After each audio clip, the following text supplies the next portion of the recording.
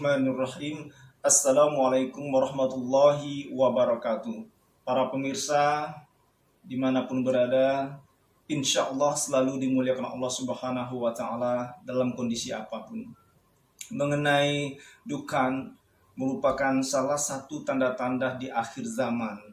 Sebenarnya tanda-tanda di akhir zaman ini sudah terjadi di zaman Rasulullah, seperti tersebarnya virus penyakit, terjadinya kekeringan di mana-mana, dan terjadinya kejahilian pada saat itu sudah merupakan tanda akhir zaman. Hadirin para pemirsa yang berbahagia, nah tentang menyikapi datangnya dukan ini, tanda-tanda di akhir zaman ini, banyak fenomena, banyak para ulama berpendapat, dan banyak juga segelintir orang yang berpendapat tentang mengenai tanda-tanda di akhir zaman ini.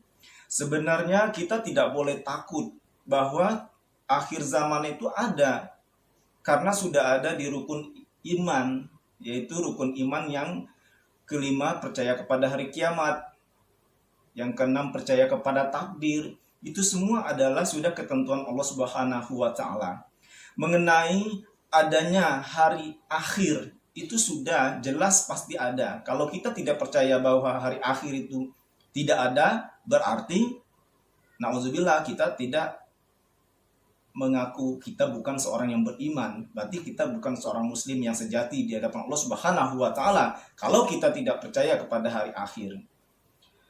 Selanjutnya, hari akhir, hari kiamat itu Nabi Muhammad Sallallahu Alaihi Wasallam, beliau tidak tahu jelasnya pastinya tanggal berapa, apa hari kiamat itu terjadi. Tetapi Rasulullah pernah menjelaskan kalau tanda-tanda di akhir zaman itu ada. Tanda-tanda di akhir zaman itu sepertinya pada saat ini telah kita lihat selama ini sudah ada, seperti anak-anak yang sudah berani melawan orang tua, telah berani durhaka kepada orang tua. Begitu juga kemaksiatan terjadi terbuka di mana-mana. Perempuan membuka aurat dengan luar biasa yang sangat ironis sekali di dalam mengenakan busana atau berhijab. Itu mereka melakukan vulgar, berpakaian yang tidak senonoh. Itu semuanya adalah tanda-tanda di akhir zaman seperti itu. Terus fitnah di mana-mana, dajjal di mana-mana.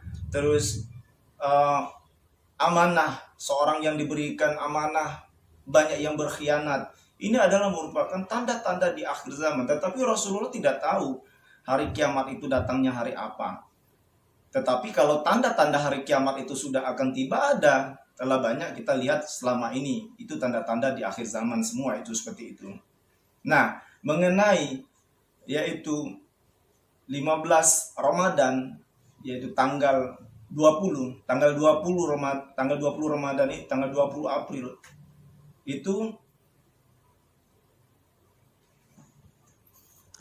Bismillahirrahmanirrahim. Kami ulangi mengenai 15 Ramadan tahun 2020 ini, yaitu jatuh kepada hari Jumat.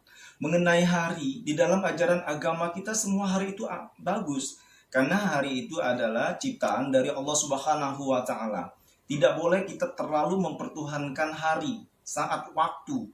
Karena itu kalau kita terlalu berlebihan mempercayai hari, mempercayai benda, mempercayai sesuatu yang di lain kekuatan Allah Subhanahu wa Ta'ala, itu adalah telah terjerumus kepada dunia kemusyrikan. Jadi seperti itu, kita kuatkan saja tauhid kita. Apalagi ini di dalam bulan suci Ramadan ini, tetaplah kita berpegang teguh kepada anjuran Rasulullah Muhammad SAW, yaitu sebaiknya kita ada 5 anjuran ini. Yang pertama itu adalah kita banyak memperbarui niat. Kita perbarui niat kita. Intinya memperbarui niat ini, kita berniat yang bagus-bagus, itu yang harus kita lakukan. Semangat motivasi kita untuk menjalani bulan suci Ramadan ini, membaca Al-Quran. Rumah dijadikan baiti jannati, rumah adalah surgaku. Kita banyak baca Al-Quran di rumah kita, sehingga rumah kita walaupun rumah sederhana, itu akan diangkat derajatnya oleh Allah Subhanahu wa Ta'ala. Begitu juga sebaliknya, rumah mewah besar, kalau tidak ada terdapat orang sholat, tidak ada bacaan Al-Quran di situ, seperti rumah hantu. Yang kedua, yaitu adalah kita banyak-banyak berdoa dan berzikir kepada Allah Subhanahu wa taala. Itu anjuran Nabi Muhammad. Jadi kita banyak-banyak berzikir di dalam bulan suci Ramadan ini.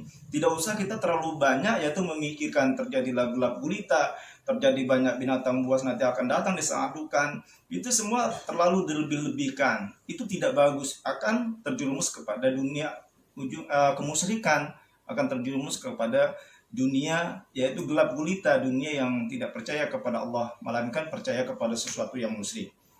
Yang ketiga, kita harus banyak bersedekah.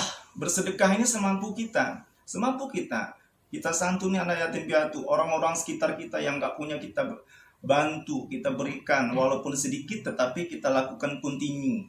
Hari ini kita kasih sedikit walaupun ada, sekaligus misalnya sebaliknya nih, kita bersedekah misalnya 100 juta tetapi 10 tahun kemudian, kan sama aja. Lebih baik sedikit tapi continue. Itu yang kita lakukan, banyak-banyak bersedekah itu, maka Allah itu akan sangat senang dengan hambanya yang melakukan ibadah semakin meningkat dan secara terus menerus. Itu yang Allah butuhkan.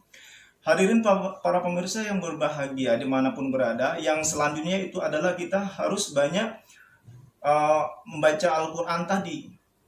Ya, di samping membaca Al-Quran itu kita harus banyak meminta ampunan kepada Allah Subhanahu wa taala. Benar-benar kita minta ampunan kepada Allah Subhanahu wa taala dengan istiqomah, kita beriktikaf di rumah juga boleh, di musholah juga bisa. Ini salah satu merupakan ikhtiar usaha kita, istiqomah kita kepada Allah Subhanahu wa taala, bahwa kita adalah hamba yang tidak berdaya di hadapan Allah Subhanahu wa taala. Insya Allah ini kita bisa lalui, kita akan bisa melalui virus pandemi ini dengan baik, dengan sejahtera, tidak banyak pikiran, dengan happy dengan membaca Al-Quran. Karena orang yang membaca Al-Quran itu akan bersama malaikat-malaikat Allah nanti. Dan orang yang membaca Al-Quran dengan terpatah-patah akan mendapatkan 2 pahala, 2 ganjaran. Jadi tidak akan ada yang sia-sia. Maka dari itu, perbanyaklah kita berzikir kepada Allah Subhanahu wa taala, banyak kita meminta ampunan, banyak kita bersedekah, dan kita perbarui niat kita supaya kita melakukan niat-niat yang bagus dan suci, tulus dan ikhlas di hadapan Allah Subhanahu wa taala.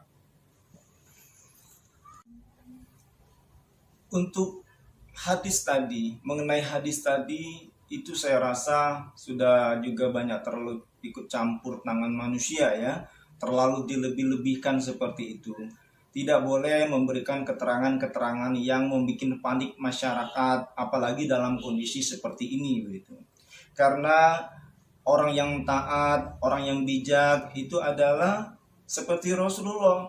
Rasulullah itu mempunyai suri teladan yang bagus. Bismillahirrahmanirrahim. Laqad kana lakum fi Rasulillahi uswatun hasanah. Telah tersimpan suri teladan pada diri Rasulullah, itu suri teladan yang bagus. Dan Rasulullah itu sangat bijak kalau menanggapi semua kebijakan, semua pendapat, semua putusan. Jadi tidak boleh kita terlalu melebih-lebihkan informasi yang bikin resah masyarakat. Itu tidak bagus, neraka. Ancamannya adalah neraka. Selanjutnya itu kita tidak boleh memecah belah seperti di dalam Al-Quran surat Al-Imran ayat 103. Bismillahirrahmanirrahim. Wa'tasimu bihablillahi jami'an wa la tafarraqu. Dan berpegang teguhlah kamu kepada tali agama Allah, janganlah kamu bercerai-berai.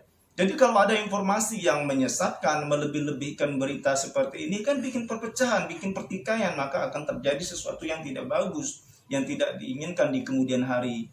Tetaplah kita melaksanakan anjuran-anjuran yang seperti saya sampaikan tadi, yaitu anjuran Rasulullah di dalam melaksanakan ibadah di bulan suci Ramadan, terutama pada saat kondisi sekarang ini.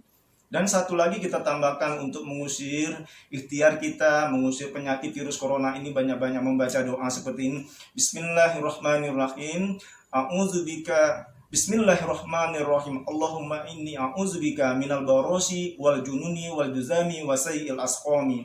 La ilaha illa anta subhanaka inni kuntu minaz zalimin.